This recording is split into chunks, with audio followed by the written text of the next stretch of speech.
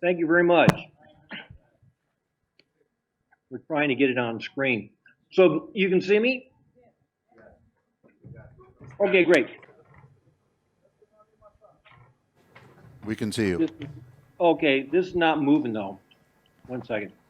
Okay, thank you very much for the very kind invitation. I really wish that I could have been in Athens. Much nicer being there with you, but unfortunately that did not work out. I want to say at the outset that I sincerely thank the organizers, the Pan-Pontian Federation of Greece, and the Central Union of Municipalities of Greece, and the International Conference on the Prevention of Genocide for inviting me to attend. Again, I do apologize that I could not make it, but I sincerely thank you for providing the opportunity to speak via Skype. Generally, I do not like reading my statements, lectures. I'm much more comfortable speaking directly to a group, but this is a new piece that I've written, and so I am going to read. I hope it's not disconcerting on your end. I particularly wanted to be in Athens to learn more about the Greek tragedy 100 years ago, and to learn from the participants there. I've read about the tragedy, the participants there. It's coming back. There's reverb. Can you hear me? We can hear you. I've read about my tech person is having trouble. Can you hear me? All right, this is. Yes, Professor, we can hear you. Okay, great, thank you. Just continue to speak, Professor. We hear you. This is not working. Okay, I'm going to read on this end.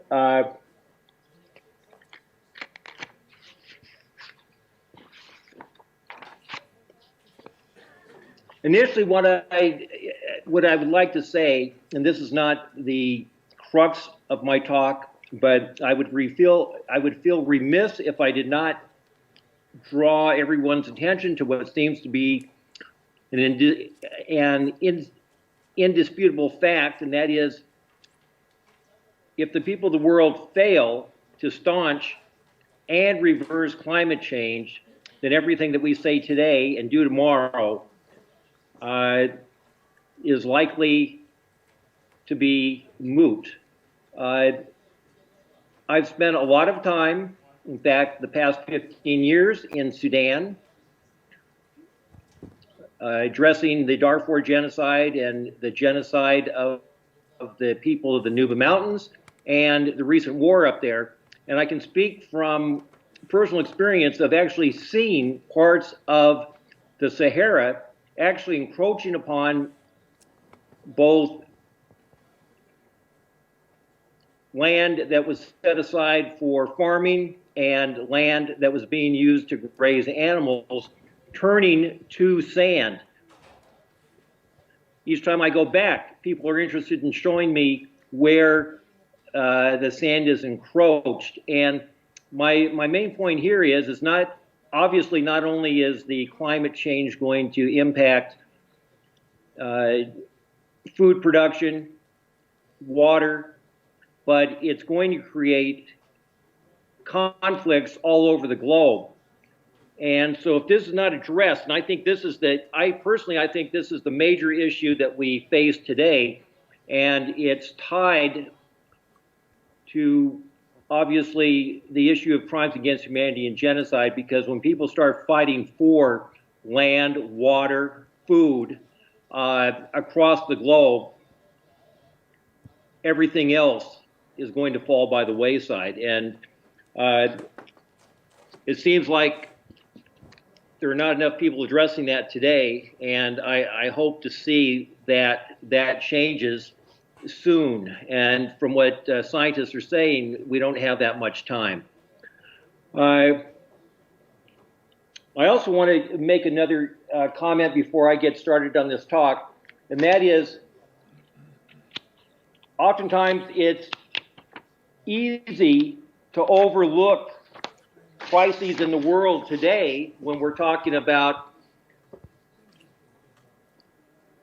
genocides from the past. But today, as you may well know and appreciate, we have at least 6 instances across the globe that involve major crimes against humanity, war crimes, and potential genocide. Everywhere from Yemen, where people have been on the verge of starvation for several years, and much to my dismay, my country, the United States, has contributed weapons to allow the Saudis to fight that war. We've got South Sudan, which the new Republic of South Sudan, which very few people have focused on, but the crimes there have been horrific and constant. And I don't know if people realize this, but to date, approximately 356,000 people have been killed in South Sudan, and you don't have many people talking about crimes against humanity there, or whether it's a genocide or not. And of course, we've got the situation in Syria that's been going on for years. We're finally focusing more attention on that, particularly in light of the situation with the Kurds in Turkey. And again, unfortunately, the president that we have in this country created that problem. But the point is that it's easy to focus on our own particular focus and forget that these murderous situations are happening today, and not drawing the attention that I think needs to be focused on. And it's sad to think that these are potential studies that people will focus on 10, 20, 30, 40 years from now, as people are dying each and every day as we discuss genocide. So one of my major concerns is the whole issue of bystanders. I feel that we're all bystanders in a sense, and that is, there are so many things that are happening in the world, but it seems to me that we each need to take a responsibility and focus on particular contemporaneous crimes that are being committed against people across the globe. Now for my talk. I'm going to read this, so please bear with me. Anyone who has spent even a minimum amount of time studying genocide is familiar with the phrase, too little, too late. Succinctly stated, the too little refers to the fact that most efforts to staunch genocide, be it prevention or intervention, are seriously constrained by a weak mandate, often a Chapter 6 versus a Chapter 7. And Chapter 6 is peacekeeping. Chapter 7 is peace enforcement. But is constrained by generally an undermanned force, a lack of adequate firepower, a lack of adequate resources, and far too few contributions from various state governments, be it in the way of financial funding, supplying materiel, and or troops. And equally detrimental, far too often when the international community actually deploys missions to regions suffering mass killing, the efforts are all too short versus sustained, and more than anything else, perfunctory at best. As for too late, is rather self-explanatory. Simply stated, it refers to a situation in which the mission to address an outbreak of mass killing takes an inordinate amount of time to deploy. And as a result, by the time it actually gets on the ground, tens of thousands, if not hundreds of thousands, hundreds of thousands of people have already been murdered. Proof positive of this are the many genocides that have been perpetrated since 1951, when the UN Convention on the Prevention and Punishment of the Crime of Genocide went into effect. Among these are the Bangladesh genocide in 1971, the Iraqi gassing of the Kurds in northern Iraq by the Saddam Hussein regime in 1988, the 1994 Rwandan genocide, the Srebrenica genocide of 8,000 Bosnian Muslim men and boys by Bosnian Serb troops, the Darfur genocide of the early 2000s, the genocide of the Yazidis by ISIS in 2014, and the recent and ongoing crimes against the people called Rohingya in Burma by radical Buddhist and Burmese military troops. What I propose to do in the rest of this paper is to address what I perceive as two major issues contributing to the repeated failure of the international community to staunch genocide, and to introduce or discuss two new innovations that possibly could change the current dynamic that invariably results in that failure. And finally, to address the critical need for individual scholars and activists to look deeply into themselves in order to examine their beliefs, motives, actions, and inaction vis-a-vis genocide prevention, and to seriously consider, if you would, challenging yourselves to personally undertake and pursue a significant paradigm shift, which is exactly what Dr. Charny commented on in his talk. We're taking a little bit, well, actually, we're taking very different approaches to this, as you'll see.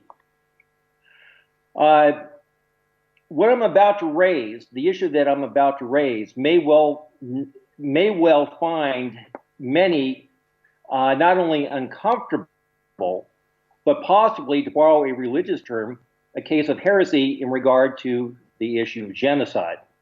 But I must openly and honestly say that I firmly believe that a major, if not the major, defect in how the international community, scholars, and activists go about viewing the issue of genocide and its prevention and intervention is that far too many treat the very term and concept of genocide as sacrosanct. Now, Charny is going to kill me when he hears this, but I shall continue. Is he there? Yes, Dr. Charny's here. Okay, good.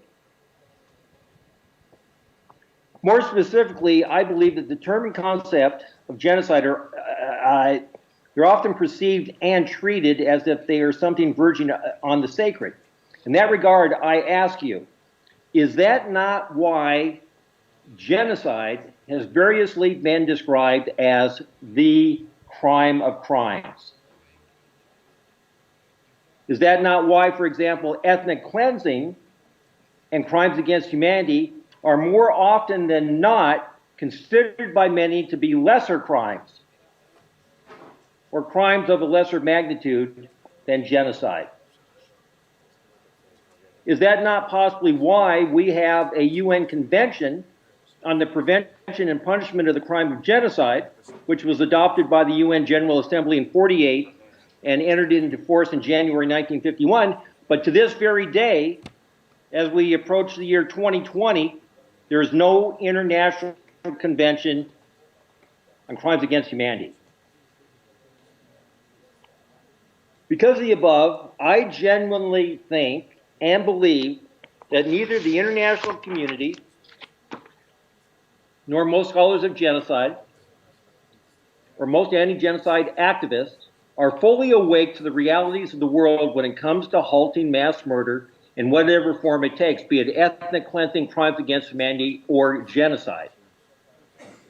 In a similar vein, I also firmly believe that the international community, the field of genocide studies, and anti-genocide activists can come up with one innovation after another be it the responsibility to protect or the development of the most sophisticated early warning systems humanity has ever seen, or what have you, and they will all be for naught in attempting to prevent the killing of innocent people unless key changes are made and adhered to religiously, so to speak. So what is the solution? In one sense, it's very simple, and it's one that countless scholars in eclectic fields such as conflict management, conflict prevention, humanitarian studies, and genocide studies, among others, have asserted time and again for years until they were blue in the face, and that is the time to prevent a potential genocide is before the killing begins. And the way to prevent a full-blown genocide once the mass killing does begin is to halt it as soon as possible. All right, that's obvious.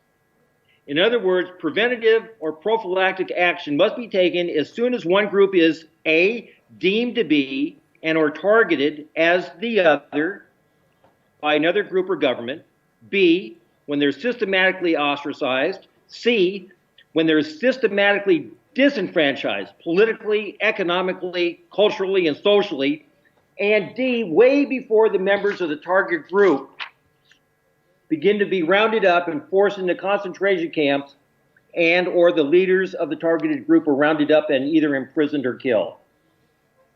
The sad fact is, though, for the last 70 years, or ever since the UNCG was ratified in 51, more often than not, neither the international community nor the individual states have acted with urgency to prevent genocide. The question is why? Generally, the why is answered in one of three ways. Realpolitik, a lack of political will, and or a lack of care. I concur with all of those. Be that as it may, I also firmly believe, and in fact, I think it's an irrefutable supposition, that another problem, a major problem, besetting both efforts of prevention and intervention begins with the very notion of and wording of the effort. Here I mean such terms, phrases, and actions such as genocide, genocide prevention, genocide intervention, genocide early warning systems, and even anti-genocide centers, associations, networks, and or institutes. The crux of my point then is this, and I shall posit it as a question. Why continue to use the term genocide and or any of its variations when we know that the powers that be have been and continue to be willing to sit by and watch and wait and dither and debate and wait some more while tens of thousands of innocent people are killed? Tellingly, those governments and or international organizations intent on avoiding involvement in a situation where mass killing is being perpetrated take advantage of the term genocide. They manipulate it. And perhaps more aptly put, they manipulate it, twist it to their advantage without thinking of the victims on the ground. First, they frequently avoid getting involved until the term genocide is used to describe the atrocity crimes being committed. They do so because more often than not, they simply do not deem mass killing that does not rise to the level of genocide all that important. Concomitantly, they neither appreciate nor apparently care that the time to staunch a potential genocide is before it breaks out and becomes full-blown. Thus, to wait for a situation to be deemed genocide is counterproductive, foolish, and in the end, deadly. For again, by that point in time, tens of thousands, possibly hundreds of thousands, will have already been murdered. Second, at the very same time, governments such as the United States often do all they can to avoid using the term genocide. And they do that in order to avoid having to make a commitment to take action in one way or another. And because of that, we are essentially in a double bind. Cases are rife where each of the aforementioned situations have been evident, and thus a barrier to both detection and action.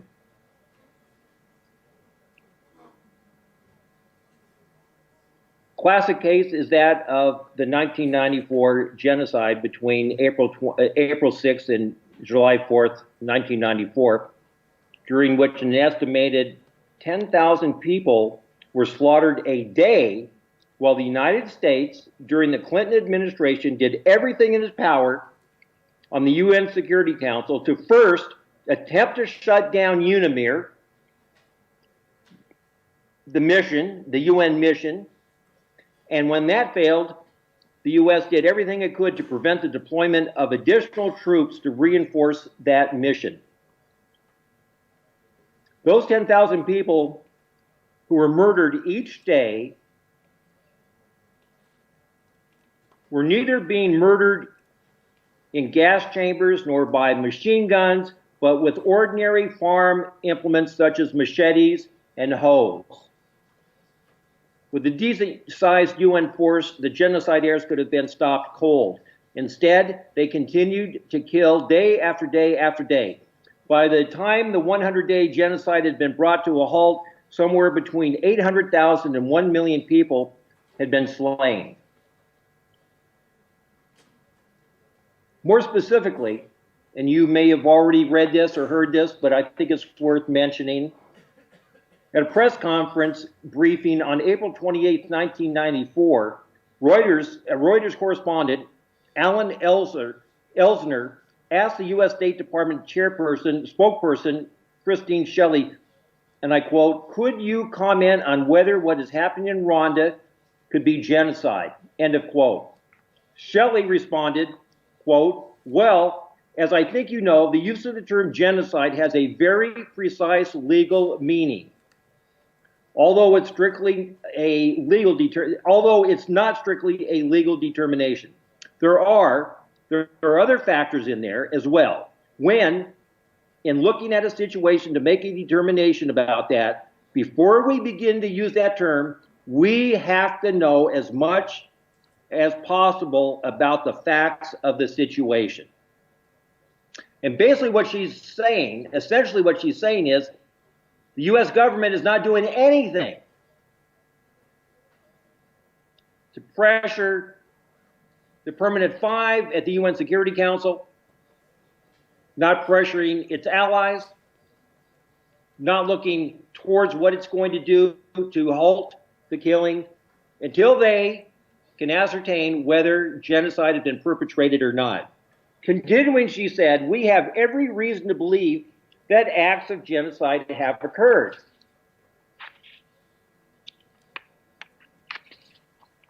The reporter followed up with this question: "How many acts of genocide does it take to make genocide?"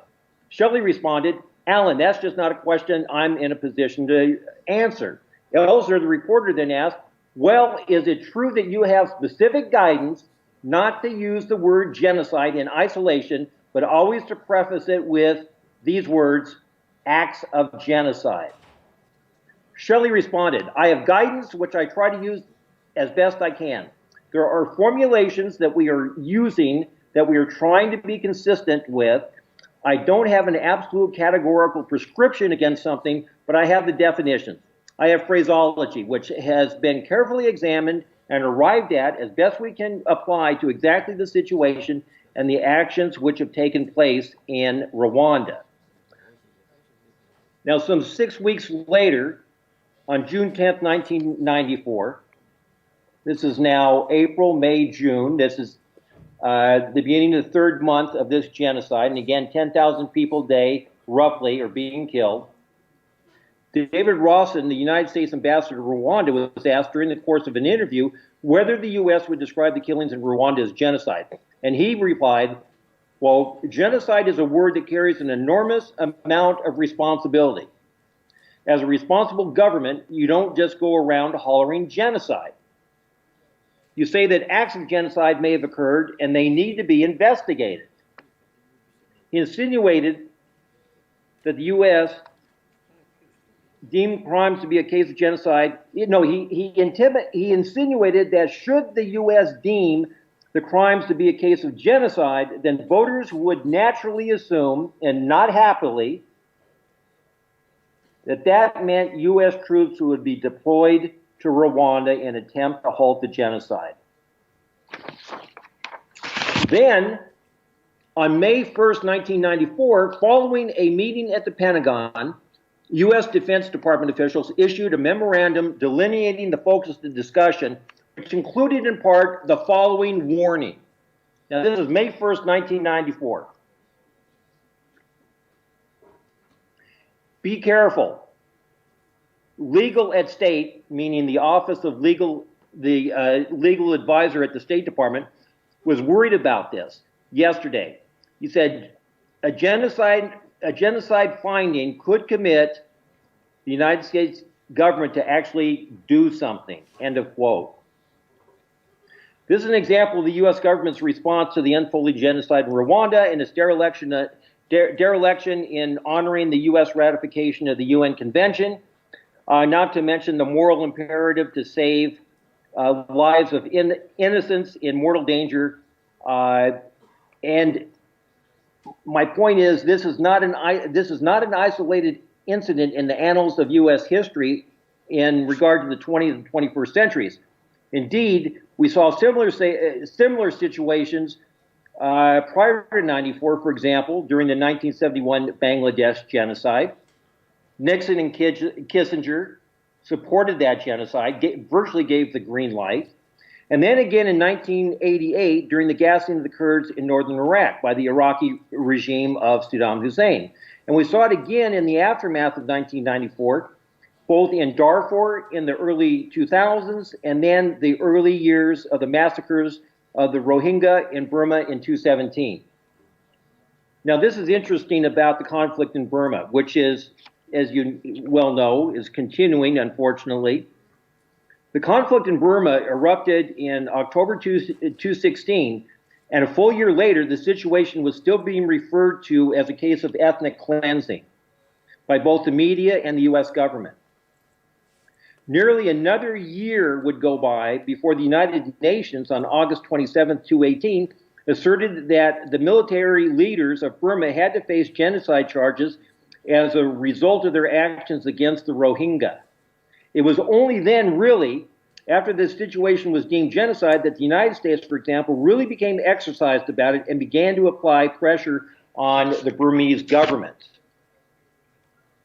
Now, I assure you that I'm not so naive to think that if we simply do away with the term and concept of genocide and focus on another term, such as atrocity crimes, as suggested by Professor David Sheffer of Northwestern University Law School in the United States, has suggested, or crimes against humanity, as I'm about to suggest, that this problem will automatically and once and for all be eliminated. Indeed, it's not likely to prove to be a panacea, but it just might help. So what exactly could potentially be accomplished by moving from using the concept and term genocide when speaking about a situation, moving towards mass killing, or one that has already erupted, to moving towards the use of crimes against humanity? First, far less guesswork is needed to ascertain whether crimes against humanity are being perpetrated versus genocide. A key reason, of course, is that one does not need to prove the intent of the perpetrator when it comes to crimes against humanity, as you must do with genocide. Second, no one in government will need to waste time on ascertaining whether a situation constitutes genocide or not, which could hypothetically and ideally automatically speed up the process of decision-making and subsequently action. Third, no government or international body could justify waiting to act until the word genocide is attached to the situation. Fourth, ideally, by replacing a focus on genocide with crimes against humanity, it is possible, if not probable, that governments and intergovernmental bodies will begin to appreciate, understand, and act on the supposition that prevention, meaning early action, is not only wise, but effective and the most viable way to avoid mass murder. Fifth, it will also avoid having fools call every single outbreak of violence a case of genocide, which only plays into the hands of those who do not want to act in that repeated cries of genocide is analogous to the proverbial situation of crying wolf. So that is the first innovation or major change that I think is imperative if we're going to truly be serious about doing a lot better in halting genocide early on.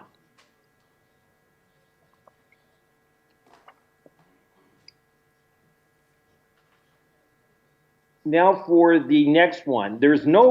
I'd like to start out by saying this. There's no individual, no scholar, and no anti-genocide activist who has been as inspired, as innovative, and one might even say as obsessed as Dr. Israel Charny vis-a-vis the development of innovative approaches to genocide prevention.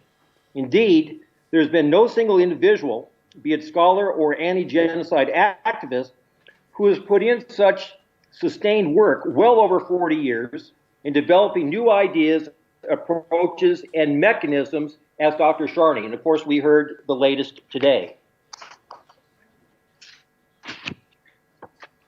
Charny has committed remarkable energy, thought, creativity, time, and heart and soul into such work. He in turn has inspired me to be more creative and forward-thinking. That being the case, I have, as of late, come up with an idea which I admit sounds extremely strange at first blush, but upon additional thought, I actually think it's both an excellent idea, if I do say so myself, and one that is feasible. I also think, if handled intelligently, it could be extremely beneficial. And I'm mentioning this for the first time today. Dr. Totten? Personally, Dr. Totten, we're pressed for I time. find that one of the most maddening signals. Dr. Totten, we're pressed for time. Can we limit this to 2 minutes? I know that's painful for you because we want to open it up for questions. We're on a very strict time limit. So 2 more minutes, please. I'll definitely, yeah. All right, so the idea is this. I don't think it's ever been raised, but I think that if a coalition of genocide organizations and organizations that are concerned with international human rights came together and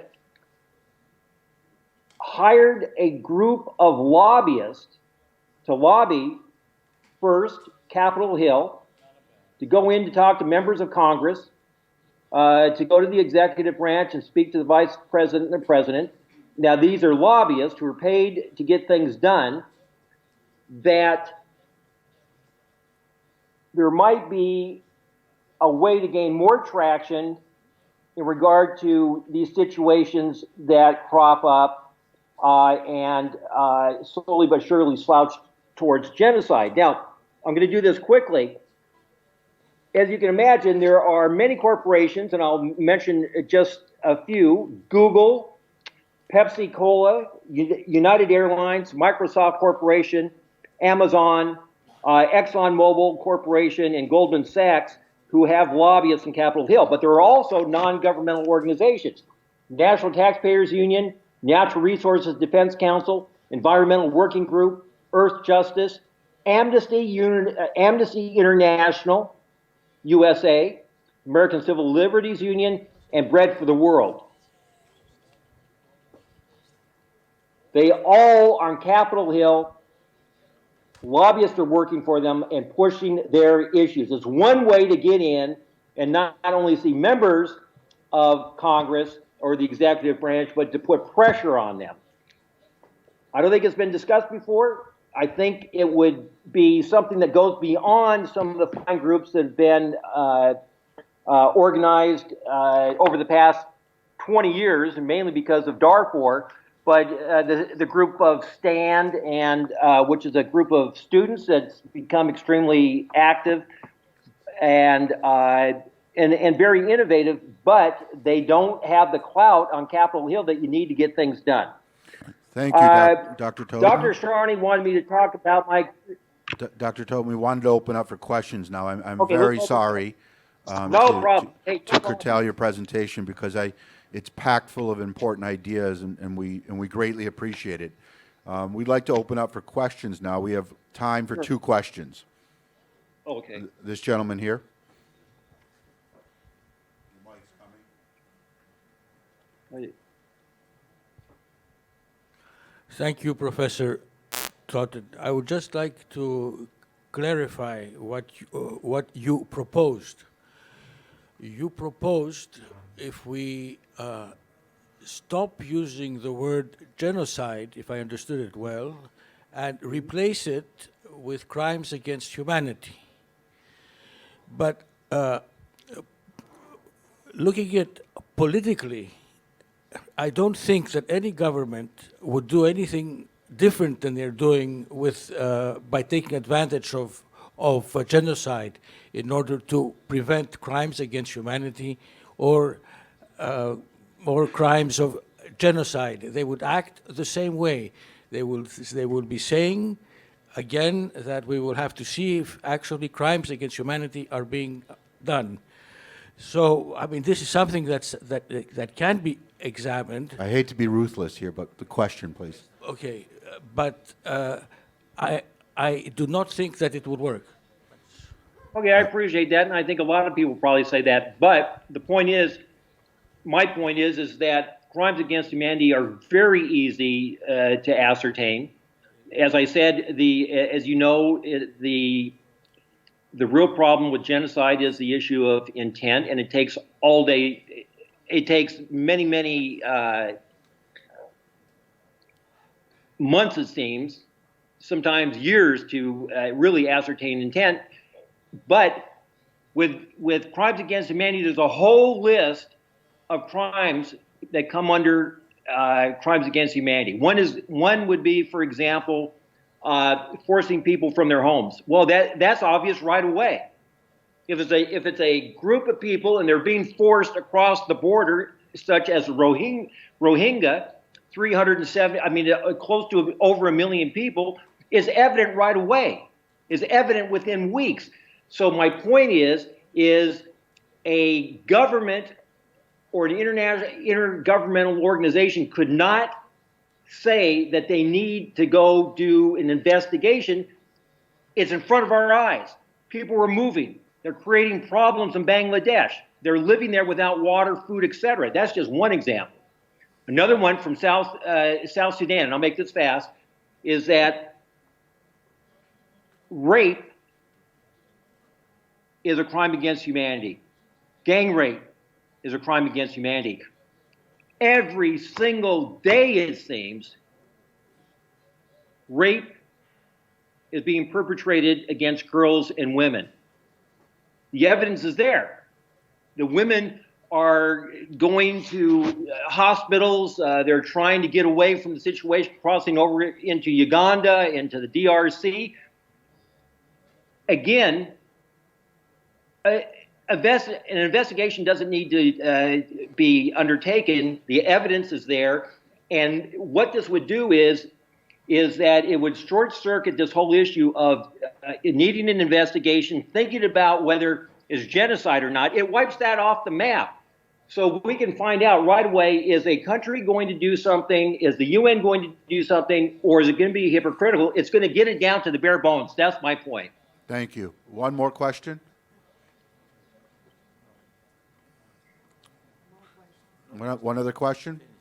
Okay, we'll wrap it up here. Professor Totten, many thanks for your presentation. Thank you.